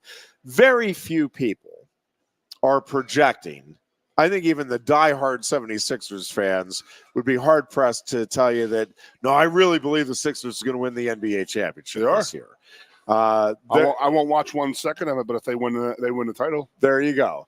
I don't think there are many people that truly believe it could be that type of a run. And so the question is, again, it's not supporting a loser if you buy tickets. Yep. Again, they're a playoff team, so I don't think that part of my argument holds in this particular case. But the overall experience, to go back to what Mike Rhoades was talking about, you're trying to give a good experience for the student athletes, trying to give a good experience for the fans. You tell me, as a Philadelphia guy, you think a better experience right now for you and the family, taking everything into account, going to early season, regular season game with the Philadelphia Phillies, or a first-round playoff matchup with the Sixers and Knicks? I got to tell you. Well, and I think a lot of Philadelphians would give the same answer. Yeah, I'm good with the Phillies. Not saying it's a cheap ticket, but it's cheaper. And I think outdoors, more enjoyable experience for a lot of people. Again, there's NBA diehards, but you have options, I guess is my point. And I just find it funny. Yes, because funny this that people happened are to going to be Philadelphia criticized. fans before too. So when the Philadelphia Phillies used to play against the Washington Nationals, they had a block on the 215 and 610 area codes if you wanted to go purchase tickets with them. That's how they kept the Philadelphia fans out of Washington. So then it happens to us, and everybody gets mad and stuff like that. Oh, they took over the stadium and this and that. That whatever. Put a better product out there. We're talking about the NBA. Yep. Let's just go right back to that's about as much as we'll do. But I've just been amused by the criticism of and you know that I love criticizing Philadelphia for anything, so I'm okay with that. But I saw when the Steelers were 4-7. I saw how your super fans were showing up there. I don't. And again, why would you go support? Well, like you are true, endorsing. I have to hear this from you. Is it true that they're talking about building another stadium in Pittsburgh? About redoing the PSLs? I have not. That could very well be. I have not seen that, but I have not been. Somebody tries to pull that fast one on the fans and say, okay, well, it's 20 years old, right? So your PSL is up now. So that's a lot of money that the stadium's no longer getting. And now they're saying, oh, we're going to build a new one. You have to buy new personal seat licenses. I would never go to that stadium again. That's robbery. It is. But when you look at the number of different ways that professional sports teams and owners have held their cities, their fans, basically at ransom. Kansas City now. It's absurd. Yeah. Kansas City's they're holding like, you want your Chiefs back, you got to buy this stadium for $4 billion. And they're not going to, the Hunt family's not going to put anything into it. Like, what is that? I cannot stand that. I also don't like using Philadelphia tax money to build the Phillies and Pirates baseball and the Eagles and Steelers. I'm with you. That wasn't 412 tax money, buddy. I am with you. I am with you. I just love it. People ask me when we're in Florida, well, what do you guys talk about in your show? I don't know. Well, we're Penn State centric, but we just hate on each other about Pittsburgh and Philadelphia 3/4 of the time. What don't we talk about? Wrestling, and then the NIL is 90% of our talk. I bought the NIL up on that conversation. Just to keep the streak alive. All right, we're going to take a break here. We'll be back to wrap things up. A final 20-minute segment on the way here from Quaker Steak and Lube. After this, on Sports Radio 98.7. The Fox. Coast into fall with a new Kia from Lion Country Kia. Right now, get a 24 Kia Seltos for 5.25% APR for up to 48 months. A new Sportage plug-in hybrid at 0.9% APR. Check out our 23 Sorrento hybrid for as low as 4.5% APR. And don't forget, all 2023 and 2024 Kias come with a 10-year, 100,000-mile limited warranty. Stop in and meet with one of our sales experts today and coast into fall at Lion Country Kia. We want to see you in a Kia. Since retiring, I have spent my time searching the countryside for the hottest wings in America. I always seem to end up disappointed. You call these hot? Back off, Luigi. Mamma mia. Your hands, busboy. Your wings suck. I knew I should have stuck with Quaker Steak's triple atomic wings. You think I'm tough enough? The Center Hall Farm Store has been serving Center County and beyond for well over a half century. A small family business, the Center Hall Farm Store specializes in animal nutrition and manufactures its feed fresh using local ingredients. Get the best in horse, cow, pig, chicken, and bird feeds. If you're not already a customer, stop in and see why so many of your neighbors are. The Center Hall Farm Store at 110 West Allison Street in Center Hall, or call us at 814-364-1393.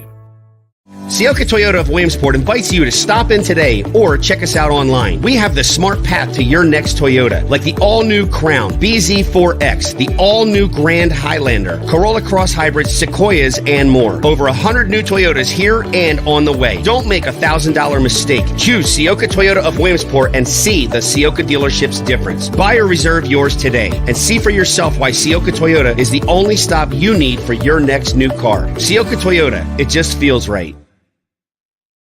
Ready to be part of something bigger? Come pave the road to success at Glen Baker and discover a career where your hard work and determination can build a bigger, better future. Our team believes we can build a stronger future together. Join us at Glen Baker, where we value teamwork on the field and on the job. Go to GOHcareers.com to apply. GOHcareers.com. And best of luck to all the Center County sports teams all season long from everyone at Glen Baker. With a Timber Kids savings account, you can start to save money, earn prizes, and teach your kids the value of savings.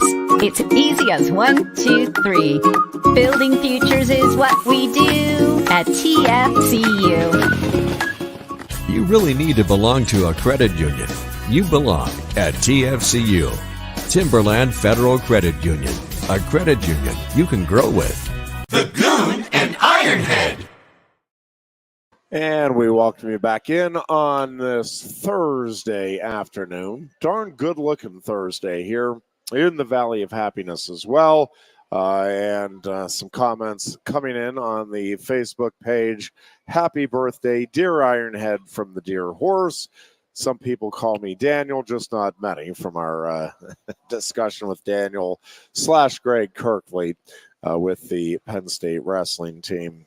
The horse, of course, is Dan Soliday. Extraordinary. I forgot it was your birthday until that popped up, Jeff, and I apologize. Well, I've been trying to keep it low-key. I don't like to make a big deal out of the fact that today is my birthday. 65. Congratulations on retirement. That's crazy. Social Security is in your future, buddy. There's $11 a month. There you go. Anything planned? Dinner? Drinks? Well, so we got cookies, right? It is. We do have cookies. The Mad Turtle was kind enough to make some cookies the other night. Did not make any turtles. That'd be weird. Although the turtle clusters, that could go over. That's a little out of his skill level right now. No, he made some cookies, is what he did, and yes, they are delicious. About it on there? Sure. When he forced you out of the house, is it go get that? Yeah. He wanted to surprise me, and but having you leave for 9 minutes and he can make cookies. Yeah. So I brought dinner home the other night, and I get to the front door and I open and Dad, no, you're gonna ruin the surprise. Now, mind you, the Mad Turtle is running toward me. With flour all over his shirt. Look like an Italian baker at front. And it's like, what could the surprise possibly be? And of course, the house smells wonderful, like freshly baked cookies. And so he's like, you can't go. And I'm like, well, if I promise not to look, like you tell me where not to look. Don't look at the kitchen. All right, I won't look at the kitchen. So I bring the food in, had to keep my gaze away from the kitchen, and then was pleasantly surprised by the cookies a short time later. So that only a 9-year-old could make, right? Very nice. That is very true. So we are actually, this is the start of May is Mental Health Awareness Month, and there is an event tonight. If folks are interested, and if you're looking to run a birthday gift over to me, you certainly don't need to, but again, as I've been pointing out, I think, Goon, it does people's heart good to give. Sure. Right? I want people to feel good about themselves. And this is just an opportunity. I'm trying to help you help yourself. And giving is just wonderful for your heart, wonderful for your overall well-being. So if you want to make yourself feel good and provide a gift for me, there is a big kickoff event for Mental Health Awareness Month over at Wasson Farm this evening. It'll actually be starting at 5. I'll be getting there a little bit late into it, and then we actually have to leave a little bit early from it. A free ice cream, by the way, at Wasson Farm. If you don't know where Wasson Farm is, corner of Branch Road and Shingletown Road, and wonderful venue. They'll have speakers. I believe the speakers start at 5:30, so about an hour's worth of really good, worthwhile, uplifting speeches or talks there. There'll be food. You can get all kinds of resources, but it is really a wonderful event to kick off what will be many events here throughout May. It is amazing listening to Mike talk about that today, how much the mental health, it's really, really a big thing and an important thing. Did you hear what he said earlier about his son? Yes. He said these kids get a little embarrassed and they shy away from stuff nowadays. Yeah. And I don't have children. I'm not around children enough to realize this, I'm just going to say, tough it up, shut up. I know what I was raised, smack across the teeth and all that. That'll toughen you up. I'll give you some, but like, it's really important. It is. It really, really is. I mean, this is a different generation of kids that are coming up.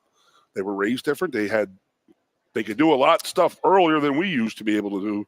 With the internet and stuff, geez, it's got to be scary as a parent sometimes. Yep. But to hear him talk about the mental health and how Pat creates it, so it's an important thing to him and his staff.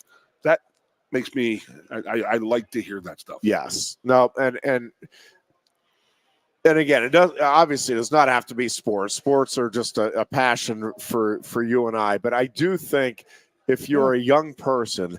And again, it does not have to be sports. It truly doesn't. It just was, that's what I gravitated toward. That's what you gravitated toward. Mm-hmm. But find something that you're passionate about. You don't even have to be good at it. I mean, I was average, like high school average in sports. But the world to you, I loved it. Yeah. And so I found a way to carve out some sort of a career that allowed me to stay at least in touch with it and around it. But whether it's music, whether it's arts, whether, my little brother and the Big Brother Big Sisters campaign loved and loves putting stuff together. He has a wonderful ability with his hands, and his mind is such he can work on cars, he can take apart motors, that stuff. It is, and he loves it. I mean, loves doing that stuff. And he's now in the Air Force and is actually working toward his degree that they're going to end up paying for his college, and he's going to get a business degree that he'll, so he wants to eventually own his own garage and or maybe a delivery business or a combination thereof.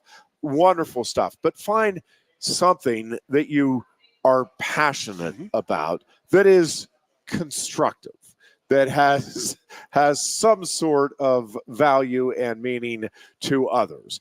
And again, there's a wide spectrum. It can be a job, it can be a hobby, it can be sports, it can be music, it can be fishing, it can be a wide variety of things. Something that draws your interest, that you want to learn more about, and then again, feed that passion. And that's the one thing I just, and I think that's what's neat when you talk to the Penn State coaches. That, one of the things, and I think we all know folks, Goon, who, man, they were just really talented in sports, but they didn't love it. But their parents either wanted them to do it or they just almost felt obligated. It's like, and well, I hated it because it's like, why is the talent being wasted with that person? Like, I want that talent. This person doesn't want the talent, doesn't know how to utilize it. Yep. But listen, I mean, that's that's nothing that makes me mad. Yeah, is when your parents are forcing you into certain sports. If you want to do it, don't do it. But my parents would be like, if you agree to do it, you don't quit. You do not quit. Yeah, agree. But I also hate when parents are making decisions for kids now. Correct. You need to just worry about this one sport because somebody's out there trying to tell them you need to worry about one. I mean, again, are we that different than we were 30 years ago? Probably. Well, I guess it would be 50 years ago for me and you, 40-some years ago.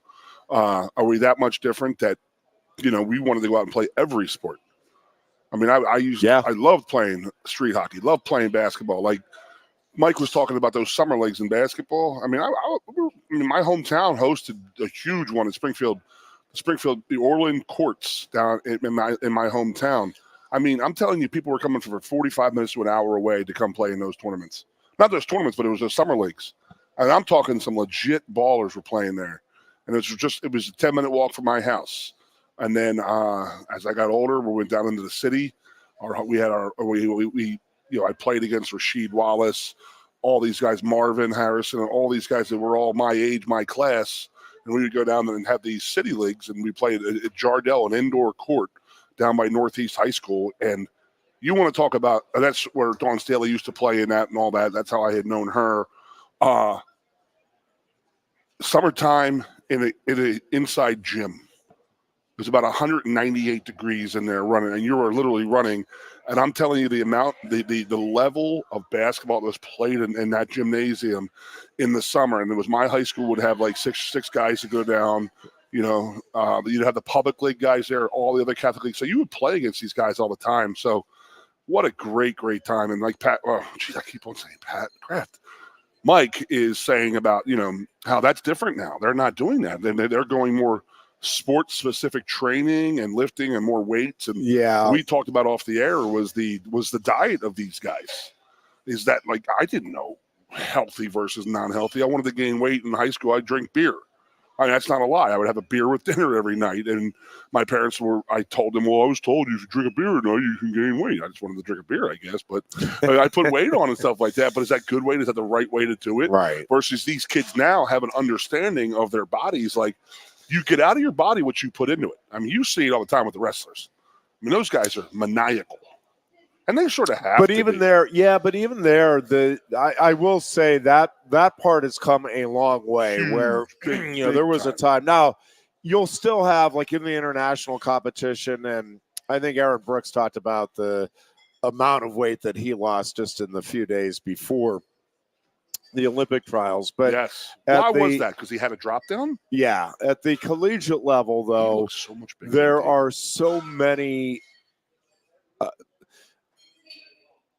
Now there are so many safeguards in place to at least try to prevent dangerous weight cuts with the hydration standard that you have to set at the start of the season, where you certify for a given weight class, and you've got to stay within a weight of that weight class during the year and all of that. But also within wrestling, even, I mean, it used to be, you'd have the weigh-in, and then you'd see the candy bars and everything else come out. And now it's like they're very smart about, all right, let's get some good carbs and, a banana for the potassium. Like, it's very specific to, hey, these are the nutrients that your body is going to need to be able to compete in an hour or 2 hours or whatever it may be.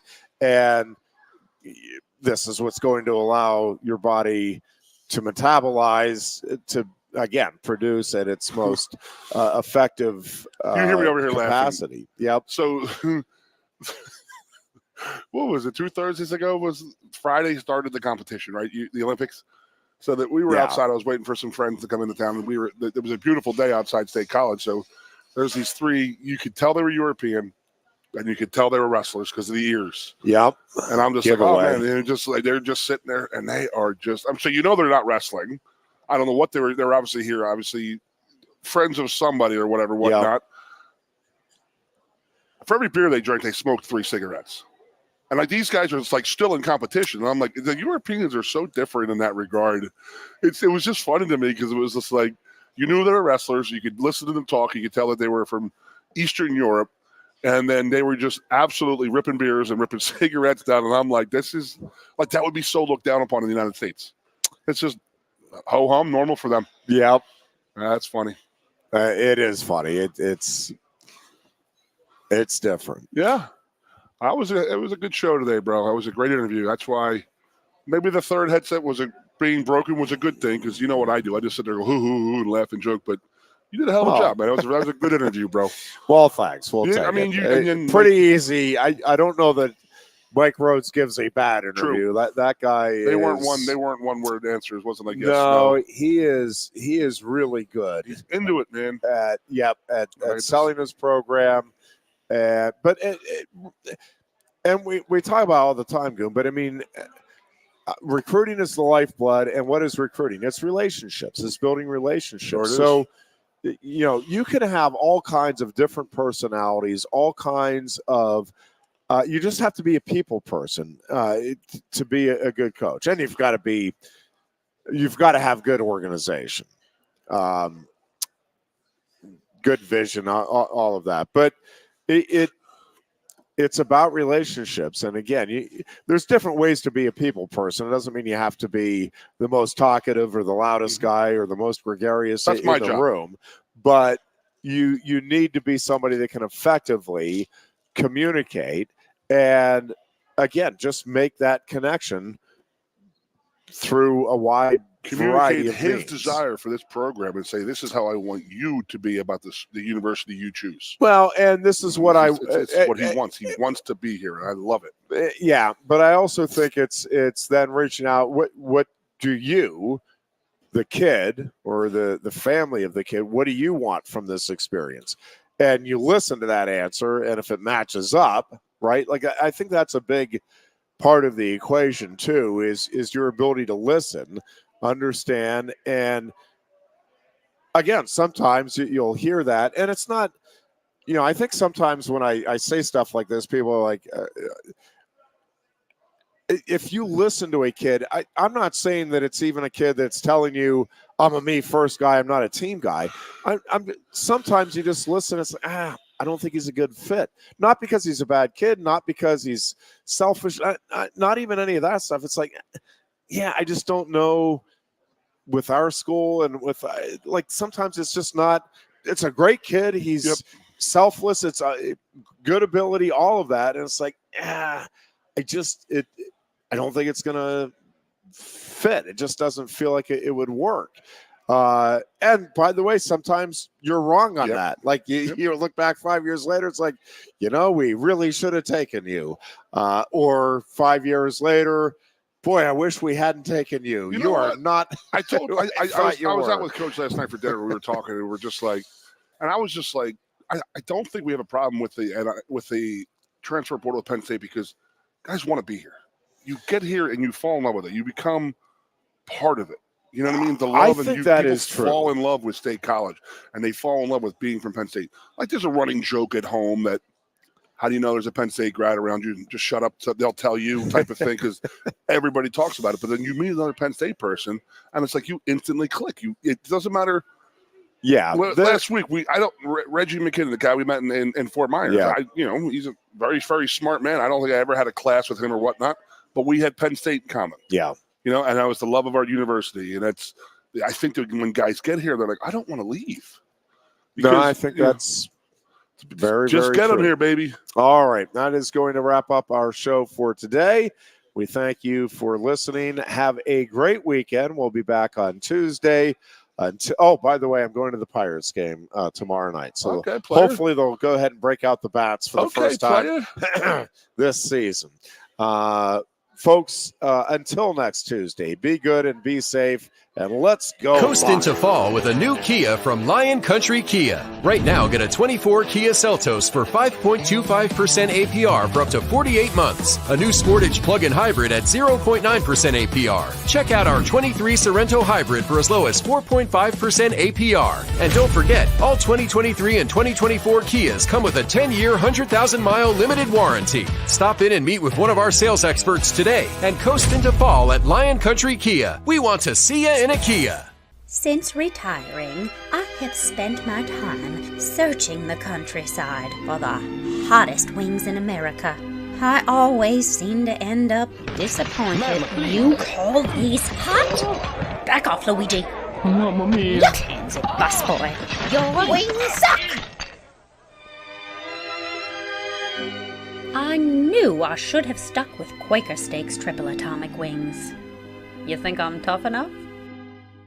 The Center Hall Farm Store has been serving Center County and beyond for well over a half century. A small family business, the Center Hall Farm Store specializes in animal nutrition and manufactures its feed fresh using local ingredients. Get the best in horse, cow, pig, chicken, and bird feeds. If you're not already a customer, stop in and see why so many of your neighbors are. The Center Hall Farm Store at 110 West Allison Street in Center Hall, or call us at 814-364-1393.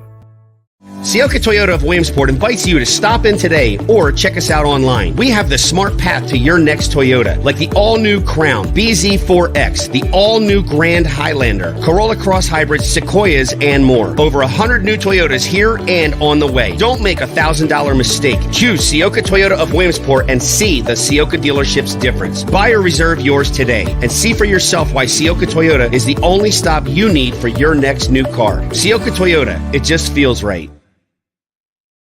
Ready to be part of something bigger? Come pave the road to success at Glen Baker and discover a career where your hard work and determination can build a bigger, better future. Our team believes we can build a stronger future together. Join us at Glen Baker, where we value teamwork on the field and on the job. Go to GOHcareers.com to apply. GOHcareers.com. And best of luck to all the Center County sports teams all season long from everyone at Glen Baker. With a Timber Kids savings account, you can start to save money, earn prizes, and teach your kids the value of savings. It's easy as 1, 2, 3. Building futures is what we do at TFCU. You really need to belong to a credit union. You belong at TFCU, Timberland Federal Credit Union, a credit union you can grow with. The Goon and Ironhead.